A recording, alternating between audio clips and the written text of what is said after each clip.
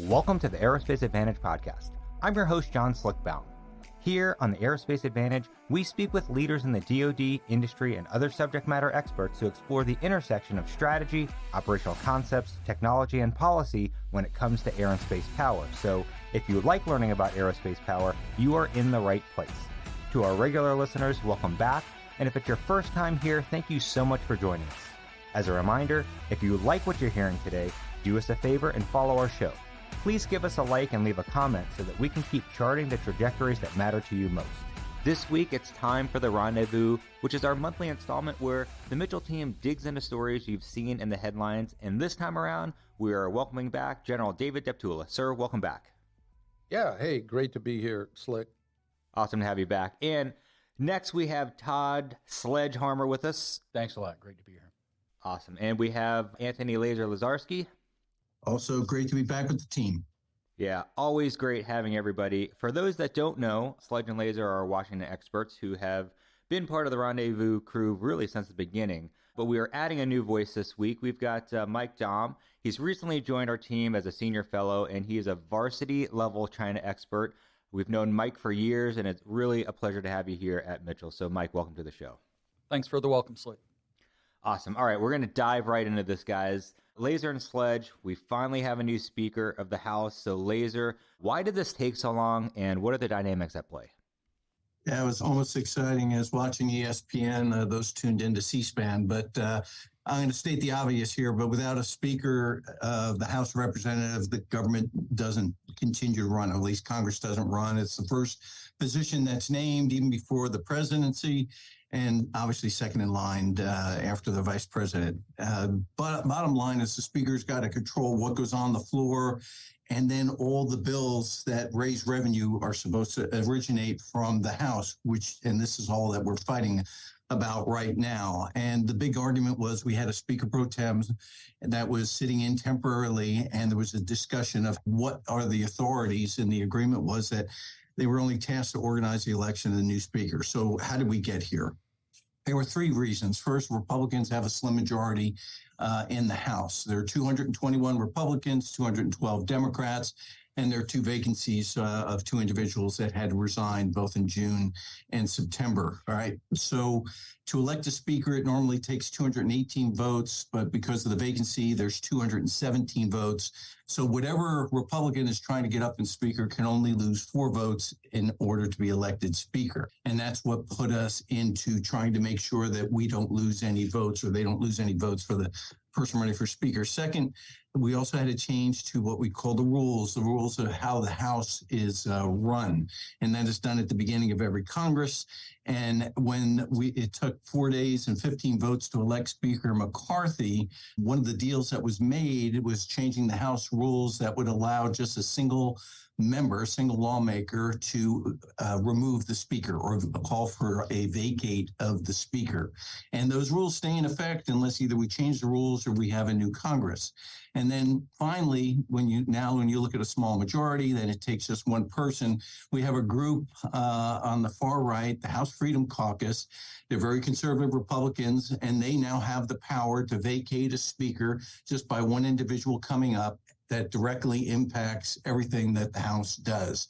And they're focused on smaller government, reduced government spending, immigration reforms, and conservative social. So we had Representative Gates. He files a motion. We lose Speaker McCarthy on the 3rd of October. Then the Republican conference puts up Majority Leader Scalise.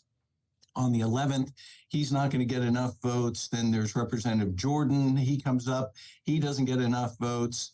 And now we come up with Majority Whip Emmer, who also doesn't get enough votes. And all of this is predicated on the floor. You can get voted in the conference to be the Speaker, but you've got to get it on the floor. So finally, on the 25th of October, Representative Mike Johnson from Louisiana, 4th District, gets elected Speaker, and he gets 220 votes to 209. And now we have a Speaker. But even though we have a new Speaker, it doesn't change the turmoil that we've seen up to this point with McCarthy, or the disagreement in the House and within the public party, leave me open questions on what legislation to include appropriations can get done this year. Laser, I tell you, I know this is a free podcast, but I would have paid to listen to that to really understand what's going on. So thanks so much. And I'm sure our listeners are really appreciative of that rundown. I want to switch over to Sledge quickly and ask what you think of Speaker Johnson's priorities and what they're going to be when it comes to defense. For those that don't know, he represents Louisiana's 4th district, which is home of Global Strike. So do you think that's going to help support those equities, Sledge? Well, I think you've got to put it in context first. He is a member of the House Armed Services Committee, so he's very defense-focused to begin with. And regardless of what he does now that he's elevated to Speaker, the 4th District of Louisiana will remain close to his heart. But once you assume a role of leadership, you've got to take a more strategic view. So I think he'll be less hands-on with the parochial specific issues. But if you're Barksdale Air Force Base, it's always nice to have the Speaker of the House in your corner. So I think that's the best way to put it. For example, Minority Leader Hakeem Jeffries every year before he became the Minority Leader voted to pass an amendment that would take significant money from the Defense Department every year. When he became the Minority Leader, he has not voted for that. Another example, I think, will be in the past, Speaker Johnson has not been supportive of further assistance to Ukraine, but now that he's a speaker, I think you're going to see that perspective change a little bit, at least subtly. But in terms of your specific question of the impact of defense, I think Speaker Johnson, his number one priority is for the Republican Party to govern, and that means passing legislation. He has already put out a very, very aggressive legislative agenda for the rest of this calendar year and an aggressive agenda for fiscal year 25. So that's going to be his priority, getting that done. He has established a timeline to get the remaining 9 appropriations bills across the House floor before, or during, the last 3 would go the week of the 13th of November. Remains to be seen whether he can stay on that timeline. And somewhere in there also, I would say a couple weeks prior to that, he's going to have to start working a continuing resolution or some type of an agreement to fund the government beyond the 17th of November when the current CR expires. To Laser's point, I think, though, the House Freedom Caucus has said they are going to give Speaker Johnson a little bit of slack. So I think he's got a little bit of maneuver room, but that will only apply while he is actively working the appropriations bills in regular order. So as long as he's doing the business of governing, I think he's going to have a lot of flexibility to do things. Further, he has stated that passing the National Defense Authorization Act by the end of the calendar year this year is a high priority for him. So I think that bodes well for defense, that we will get a defense appropriations bill, at least through the House, and we can expect to have an NDAA. Further, he has already published what he thinks the agenda ought to be for FY25. He wants to get all of the appropriations bills and the NDAA for FY25 done before the end of fiscal year 24. So he has threatened to cancel the August recess if that's what it takes to get the legislation done by the 30th of September 2024. What does that really mean, though? I think that means that all government spending, to include defense spending, is going to be under a lot of pressure. But the bottom line is he's defense-focused, he wants to govern, and he set out an aggressive agenda to get things done. Yeah, well, I'm sure we're all hopeful that they are able to govern, like you said. I've got to ask, and you mentioned some of it, I really want to dive into it. Where do we stand with the risk of a shutdown or another continuing resolution? Laser, do you have any thoughts on that? Yeah, well, first of all, Sledge set it up. We're going to need another continuing resolution because Congress is not going to be able to pass all 12 of its FY24 appropriations bills by the 17th of November, the date that the current continuing resolution ends. So, and Sledge went into, the House hasn't passed although they have a plan to try to get it done by November. The Senate's working theirs, they're trying to get it done by November, but we're not going to get not only are we not going to get it done on the House and the Senate, but then they have to conference it, which means they have to come to an agreement between the House and the Senate on what the final bills are going to look like. So we need another continuing resolution to take us from 17 November to some other date. And Speaker Johnson, and the same thing as Sledge is saying, he has put out his letter, and continuing to fund the government after 17 November is his immediate focus. Now, the good news is, like last time, the leadership in the House and the Senate don't want to shut down. Speaker Johnson wrote in a letter that he's open to another continuing resolution to fund the government. And he said through 15 January, and then there was talk about maybe 15 April. But the question is, under what conditions? And Sledge said some of this, under what funding level, what additional funding or policy changes, and then how long does that CR go? And Democrats still want to pass a continuing resolution, but they want it similar to the current version. It's similar spending levels and policy riders. And some Republicans in the House want additional funding cuts. Some want future continuing resolutions to include some conservative policy measures, which would not be acceptable in the Senate. And then other House Republicans said they won't vote for any continuing resolution. They want to get the bills done and not keep pushing it down the road. So in order to get this done, there's going to have to be a compromise in the three areas I talked about: funding levels, policy changes, duration. And as Sledge said it also, the Freedom Caucus may give Speaker Johnson some early leeway in negotiations, but I'm really not sure how much. And he still faces the same single-member vacate rule as Speaker McCarthy. So nobody really has a good idea where we're going to be. I would give it the next 2 weeks, and we'll have a better idea of where we are on a shutdown if we can't get a continuing resolution. But I would say that a shutdown is definitely a possibility. Got it. All right. Sledge, I want to ask you this. Can you explain to us the impact of a sequester if the CR continues into 2024?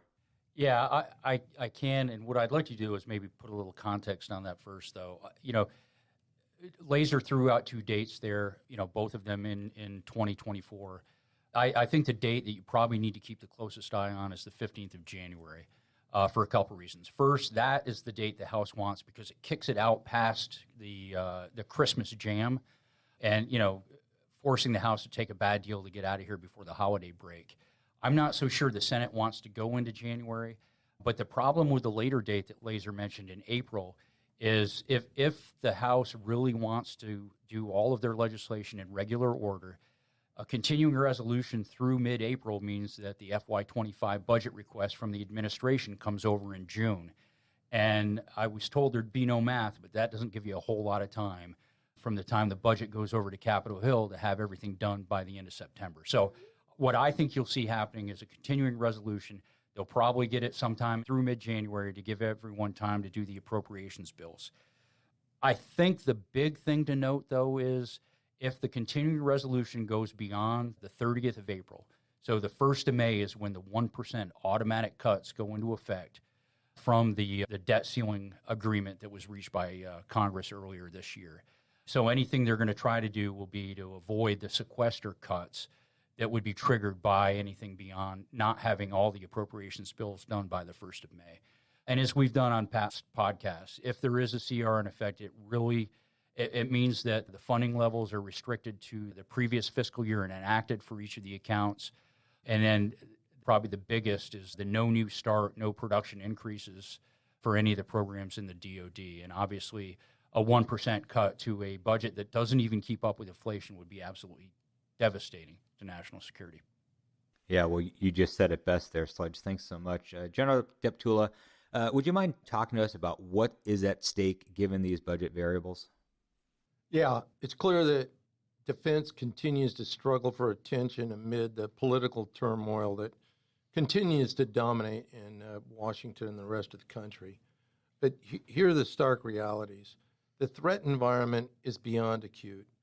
Russia's invasion of Ukraine, China pressing hard in the Pacific, Hamas attacking Israel, plus then the terrorist sponsoring of Iran and North Korea's disconnectedness from civilization.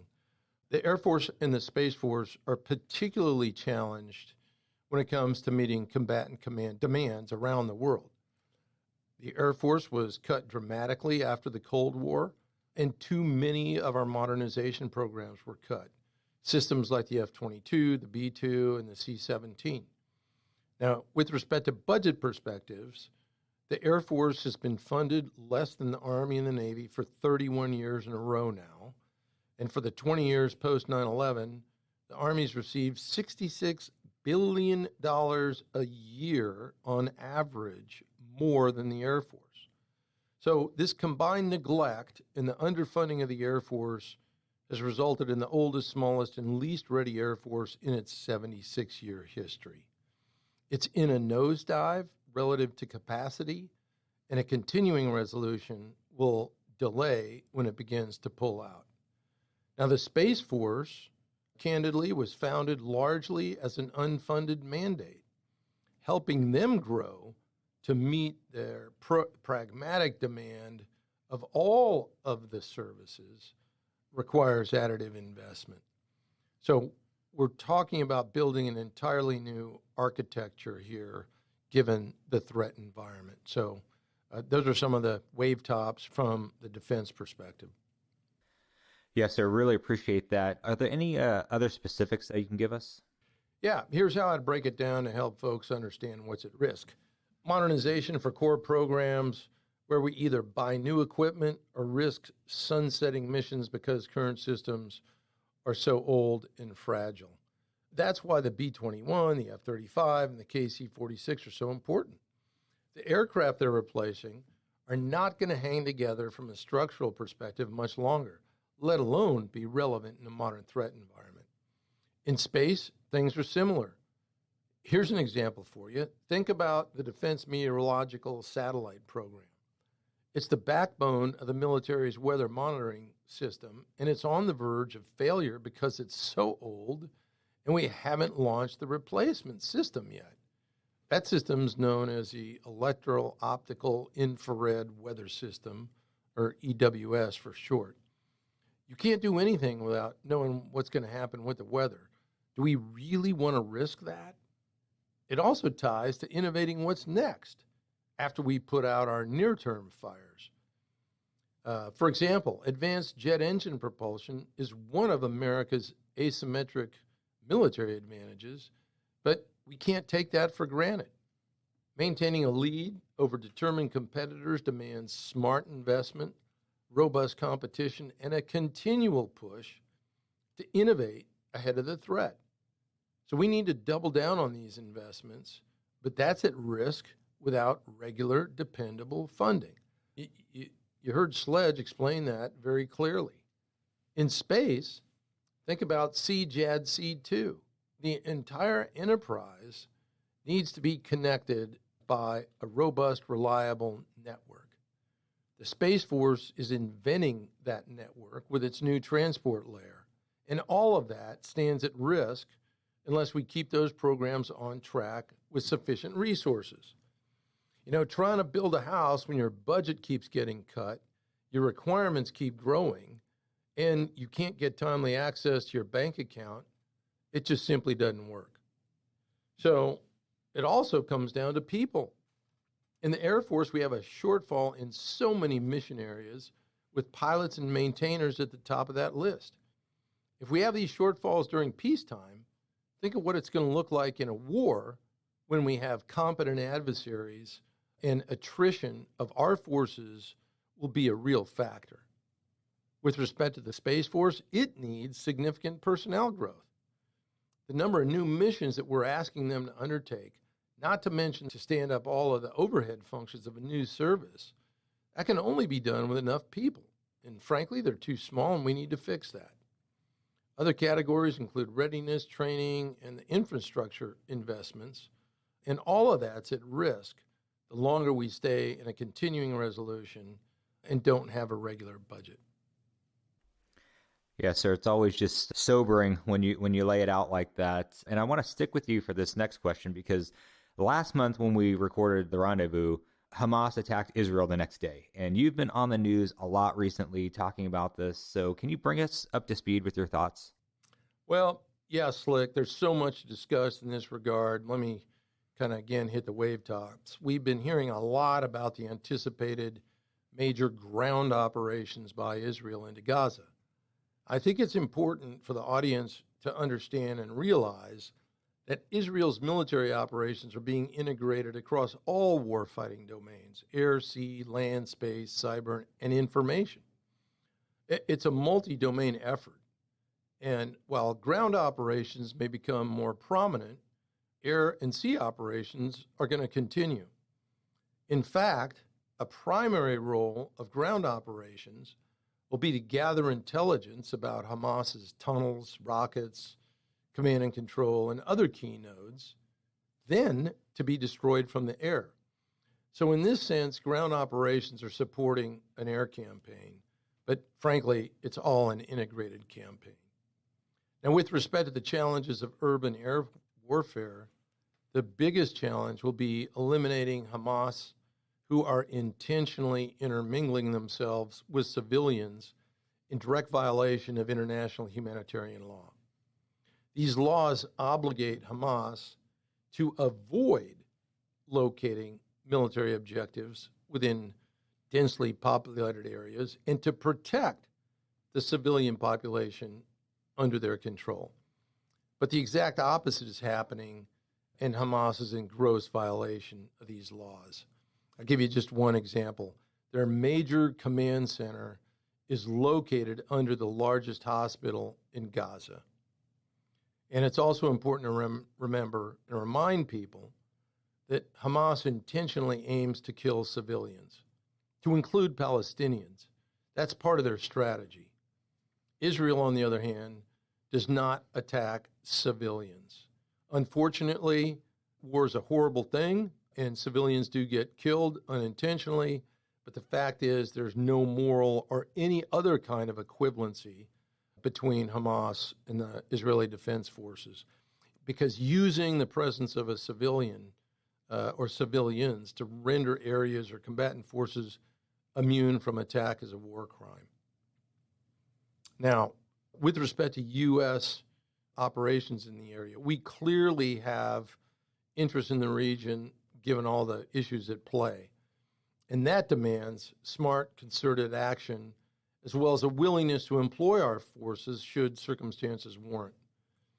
That's why I think it's important that we clearly articulate our stance so Hezbollah and Iran clearly understand what's at risk for them if they attack Israel from the north. We've got to focus on clearly stating consequences for any transgressions.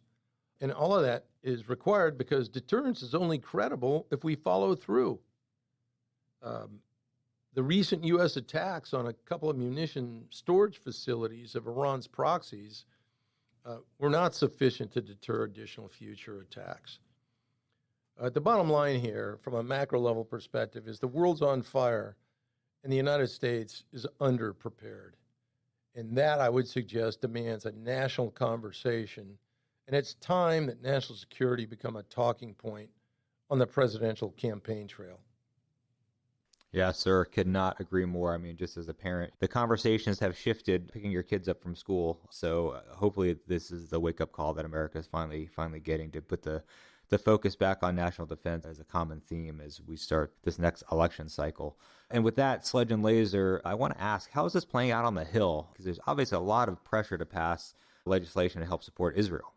Yeah, let me jump on that one there, Slick, real quick. So, yeah, just to remind the listeners, the administration sent a national security supplemental over to Congress a couple weeks ago, $106 billion. It really included three things: support for Ukraine, support for Israel, and a border security provision, if you want to be kind and polite and call it border security.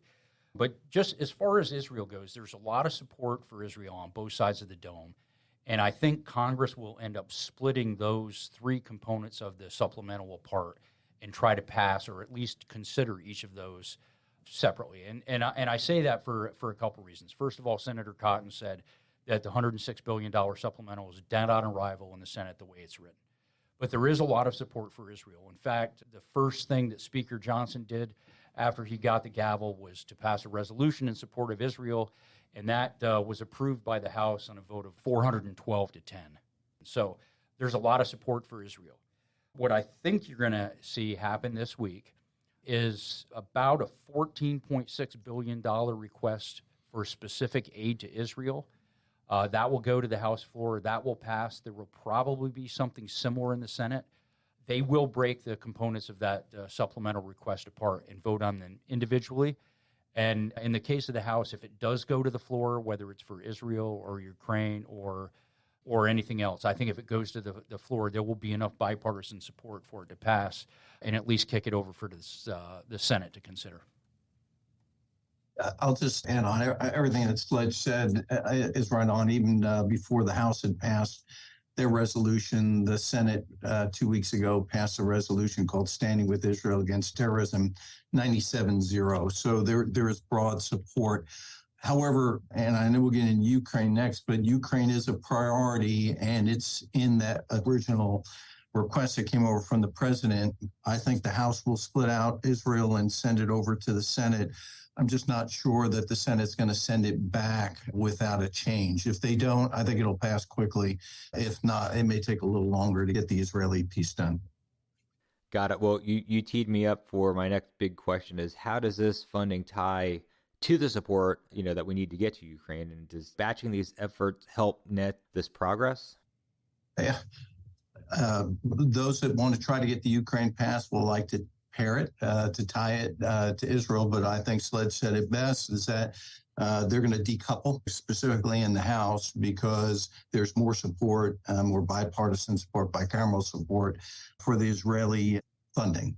However, it is a priority, and there is wide support both in the House and the Senate, and Republicans and Democrats, to continue to support Ukraine. Matter of fact, even if you look at the latest polling, there's still a majority of Americans that believe that the United States must continue to support economically and militarily, provide assistance to Ukraine. The problem is the process and the timeline to get that funding done through Congress is going to be problematic and take additional time. The other problem is, and General Deptula said this, and we've seen him on the news, this is an enduring conflict, and it's going to need long-term support and long-term funding. And the uncertainty of the length of support needed, the cost to the United States, the perceived lack of oversight is what is causing some members of Congress, as well as some Americans, to waver. And Sledge talked about House Speaker Johnson, and he's been opposed to funding for Ukraine in the past. He's the one that said there isn't sufficient oversight, and he feels that the money could be better spent here at home. However, you'll have seen other members of Congress, to include Representative McCormick from Georgia, continue to make the case for supporting Ukraine, saying that, hey, NATO made a commitment to support Ukraine. U.S. is part of NATO. U.S. made a commitment to support Ukraine directly, and we need to show it's going to hold true to its commitments, unlike it did in Afghanistan. And then it's better to fight Russia and Ukraine with a capable and willing partner than in whatever the next country Russia invades. So that continues to track, continues to get support. But again, I don't know. I mean, we're going to have to see. I think Sledge is right. You're going to see the Israeli piece first, and we're going to have to go see what happens in the Senate. But if they do put them together, it is going to slow things down in both the House and the Senate, even though I believe that both have the votes to pass. Yeah, if I could just tag on there one thing. There's an old saying that where you stand depends on where you sit. And I think Speaker Johnson, now that he is the Speaker, has slightly different perspective. He's voted against support for Ukraine in the past, but I think now that he is in a leadership position as the Speaker, that will moderate a little bit. But, again, if the bill goes to the Senate floor, whether it's for Israel or Ukraine, I think there will be enough bipartisan support to pass the bill. Got it. Yeah, I really appreciate that. And I want to bring in Mike to talk about to me, the elephant in the room here, Mike, and that's China. So how is China reacting to this conflict between Israel and Hamas? And are they picking a side? Are they, posturing themselves opportunistically? Yeah, thanks, Slick. Historically, Israel and China have always enjoyed a pretty good working relationship, especially when it comes to Israel sharing military technology with China. Up until about 15 or 20 years ago, there was a lot of Israeli military technology that was making its way into the People's Liberation Army. U.S. put a stop to it, objected pretty strongly to some of the radar deals that Israel was making with China. But in this case, in the current crisis, China's coming down pretty hard on the side of Hamas and the Palestinians, and probably more importantly, on the side of the Arab world. China's calling for an end to the Israeli offensive, standing with Russia, pretty much undercutting anything the U.S. might introduce in places like the UN Security Council in support of Israel. So China's trying to portray itself as a leader of the global South, and this is a strategy where China figures it can lead the developing world, and that will act as a counterbalance to the U.S. and its allies. So Beijing appears to be standing with the Arab world and their opposition to what's happening to the Palestinians. But they're very unlikely to take any action like, deploying Chinese forces or providing weapons to the belligerents. Thanks, Mike. I really appreciate that insight there because it's just something that we haven't really had the opportunity to talk about much. One thing we have hit on earlier, but I really want to dig into deeper with this panel here, is talking about the challenges facing the defense industrial base. We were having challenges sustaining the flow of supplies to Ukraine, but now we've got Israel adding to the demand signal, and it's just us supporting our friends in regional fights. So think about how tight things are going to be if this was fighting a major theater war. So General Deptula, can you kick us off on this thought and what's going on here? Yeah, sure, Slick. This is a huge challenge, and we need to work it now. First and foremost, everyone needs to listen to our recent podcast on the industrial base from 2 weeks ago. It's tremendously educational. It's important to recognize that we can't flip a switch and expect the industrial base to surge. We held them to low build rates for 3 decades. And so that means the labor pool, tooling, and production sites are a heck of a lot smaller than they used to be. We also saw a lot of workers, many of whom were older, decide not to return to the workforce after the COVID epidemic. It's not just about final assembly sites either. We need to pay attention to the suppliers, the companies that build the components that assemble them into airplanes.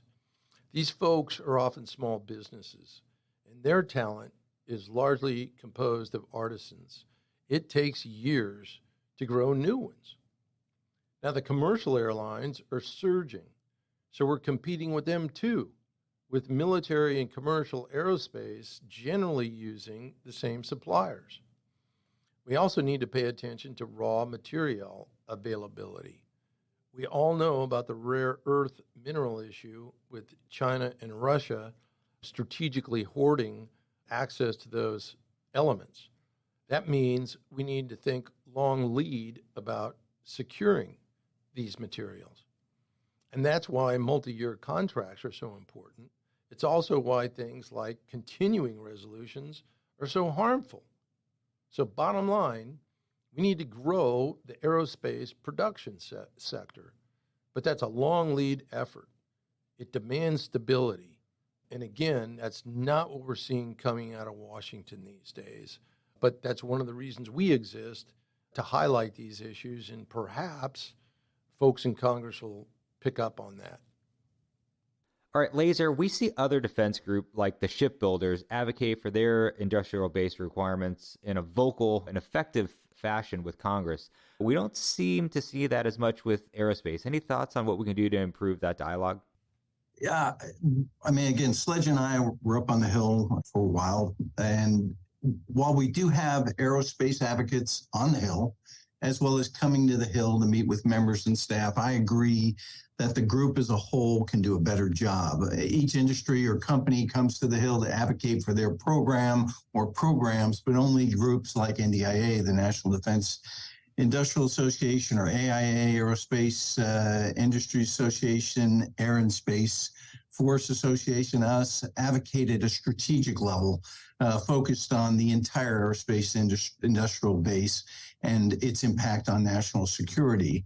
I think aerospace advocates on the Hill with specific members and staff, as well as the caucuses to include Air Force Caucus, Space Force Caucus, Aerospace Caucus, Airborne and ISR Caucus, the Supply Chain Caucus, Depot Caucus, all these caucus, Long Range Strike Caucus, all these caucuses play, but what we have to do from the outside is give them the information and participate to make sure that these caucus stay vibrant. A lot of times, these caucuses, they're members that are interested in these issues, they stay up to speed, but they're only as good as what the information they get and the advocacies, not just from the large groups, but from their constituents coming into each of these offices. So we on the outside need to do a better job prioritizing our issues, succinctly providing information to the Hill about each of those issues so that we can enable the members and the staff to advocate and engage collectively as one voice on the Hill. That is a way that we can make sure that things happen. I mean, I've seen the Shipbuilders Caucus. They're strong. The Depot Caucus, it's strong. I think we can do a better job. And Senator Inhofe, who I worked for, and Senator Chambliss, who Sledge worked for, were on several of these caucuses, and they were all advocates. However, members and staff do need outside support and information to effectively advocate for our issues. Now, Sledge, what's the fix here from a Hill perspective? People are talking about the industrial base, but how do we move past the talking points and work on real solutions? And to this point, note how people often don't connect the dots between a CR and the industrial base impact, and we can't have it both ways. Yeah, I think this could be a whole podcast by itself here, Slick, but there's just a couple things I'd like to say in terms, respective to Congress. Relationships matter, and you really need to build champions on Capitol Hill, whether that be members, whether that be committee leadership, whether that be, professional staff.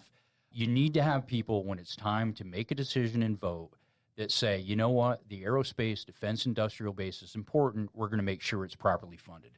Now, that relationship starts with a sufficient request from the Department of Defense and getting that effectively communicated, the objectives of their budget requests, the importance of the investment, and driving home the point to members of Congress that this needs to be funded.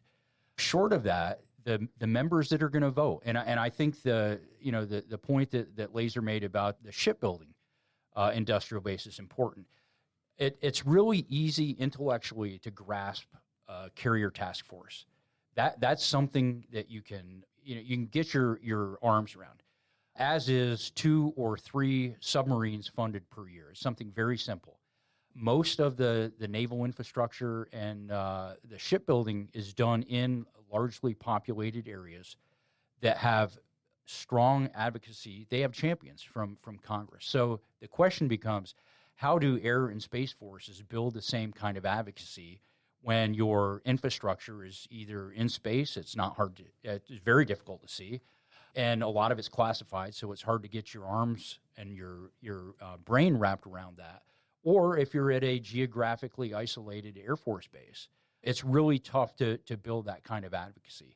So I think that's something we need to work on. The second part of that is the Navy in particular does a really good job cultivating relationships with the personal and professional staff on Capitol Hill. I don't know the number of naval intelligence officers in the U.S. Navy Reserve that are also staffers on Capitol Hill. And those same people have an opportunity to do some type of developmental education with the Naval War College.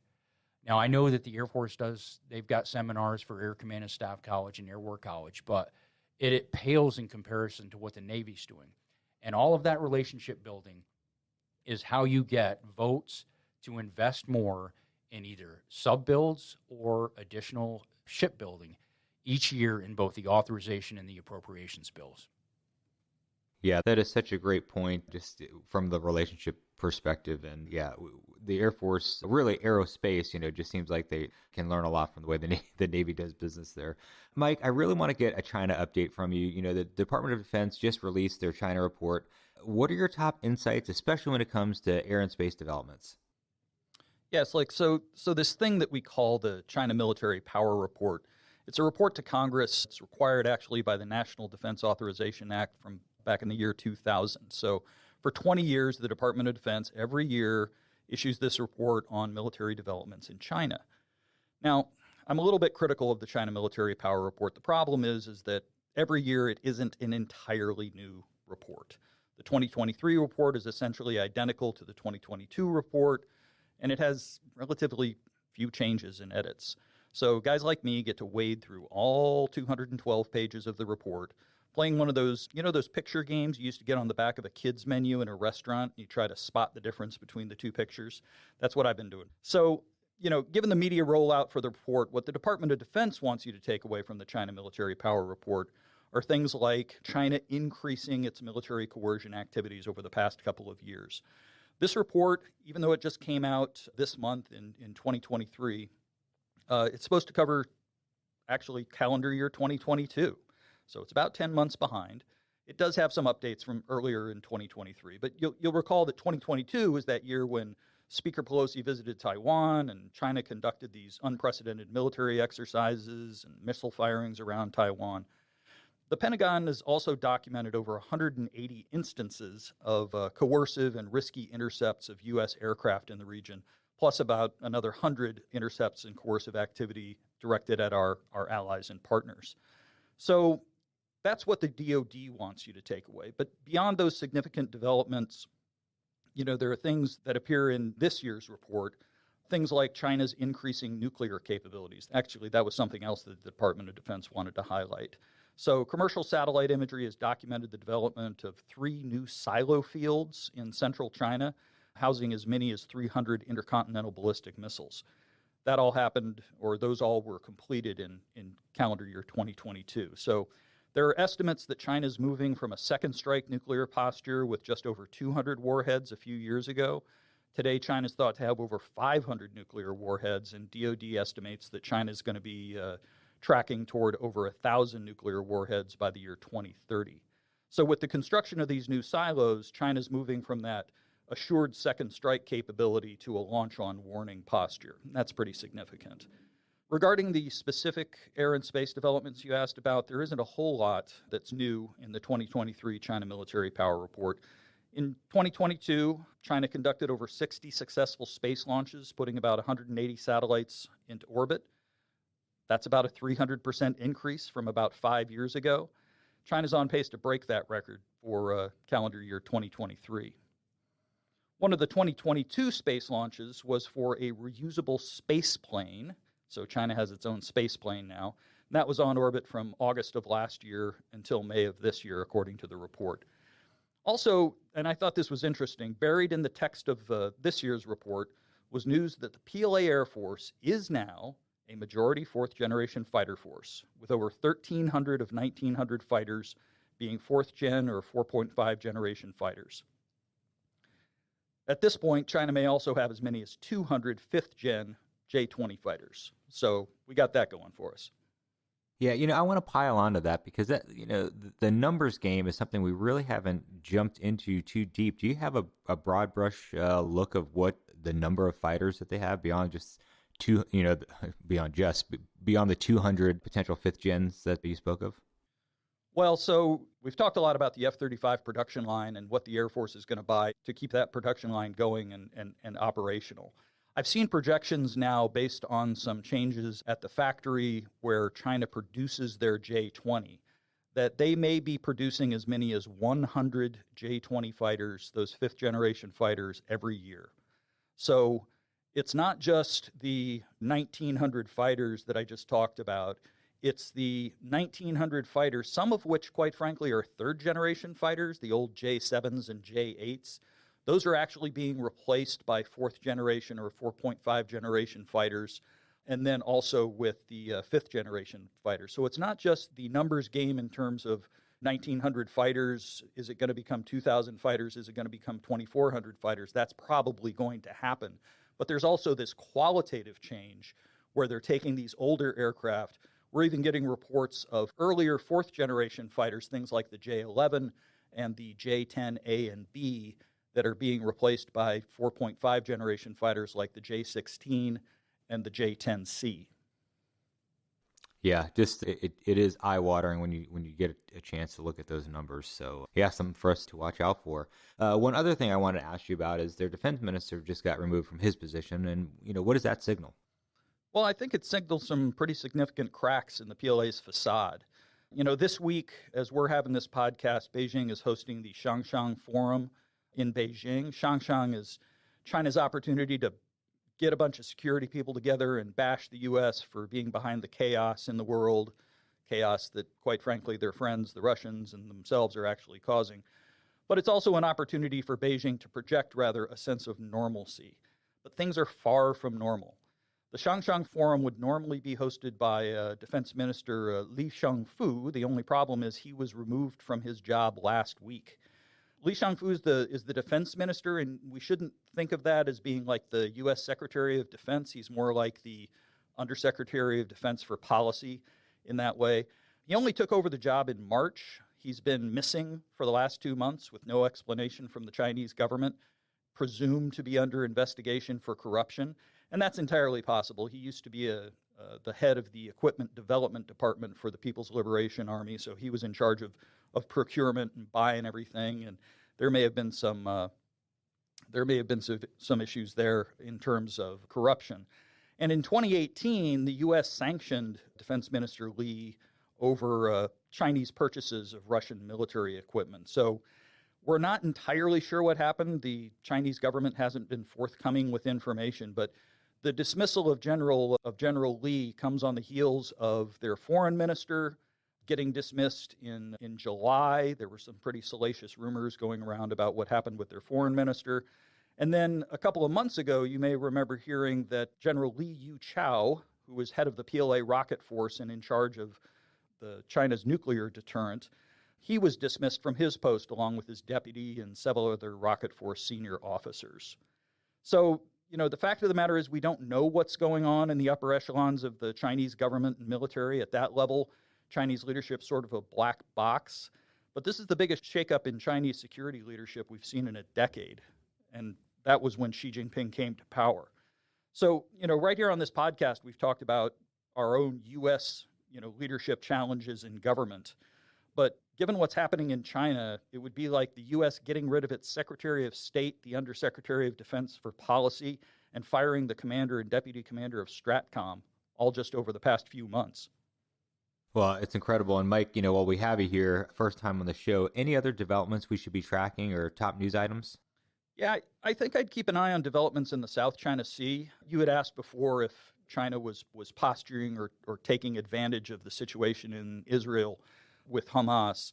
I think while the world is distracted by Ukraine and Israel, they've been making some moves in the South China Sea. There have been several incidents where Chinese Coast Guard ships have bumped and collided with commercial boats from the Philippines.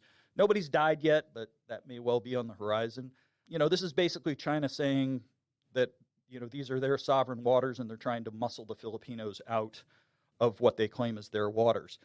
So just a few days ago, President Biden warned China that the U.S. will defend the Philippines if they're attacked in the South China Sea, reiterating that the U.S. has an ironclad commitment to the defense of the Philippines.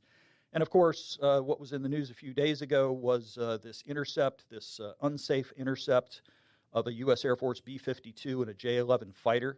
B-52 was flying over the South China Sea at night, and the J-11 closed to within about 10 feet of the bomber, according to the video and the report that came out of Indo-PACOM. All right, thanks everybody so much for your time today. It's all we have time for, but General Deptula, Sledge, Laser, and Mike, it's been awesome catching up and really appreciate your insights. Yeah, thanks for the great segment, Slick. You did a great job. Always a pleasure. Thanks. Thanks a lot, Slick. Thanks, Slick. With that, I'd like to extend a big thank you to our guests for joining in today's discussion. I'd also like to extend a big thank you to our listeners for your continued support and for tuning in to today's show. If you like what you've heard today, don't forget to hit that like button and follow or subscribe to the Aerospace Advantage. You can also leave a comment to let us know what you think about our show or areas you think we should explore further. As always, you can join in on the conversation by following the Mitchell Institute on Twitter, Instagram, Facebook, or LinkedIn, and you can always find us at mitchellaerospacepower.org. Thanks again for joining us, and we'll see you next time. Stay safe and check 6.